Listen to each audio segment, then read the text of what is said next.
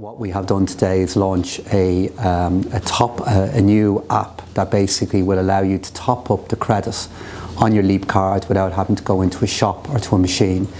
It's currently available just on Android, and it makes use of what's called near field communication technology. So basically you will tap the card against the back of your Android phone, and then you will be able to top it up with credit, enabling you to use it more often and more frequently. And this will work with any Leap card, new or old, will it? Yeah, any Leap card in Ireland. So it's only within Ireland.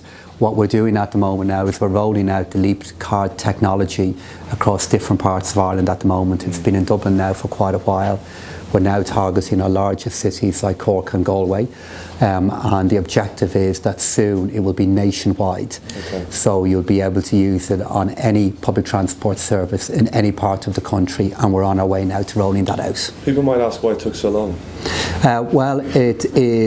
The Leap card overall actually is something that was promised now for many years, and it was launched then in 2011. And in order to launch new upgrades like this, we need to do two things. The first thing that we need to do is research it so that when we launch it, we're confident that it's going to work.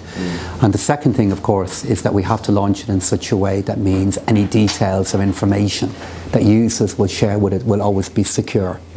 And both of those things did take a while to do, but they're now done. And if anybody who is using a Leap card at the moment, I use one myself, you can get around a 20% saving versus using a cash fare.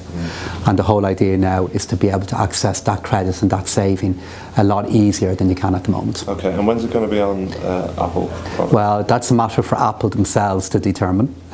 They have a very clear policy regarding apps and upgrades that they allow on their devices.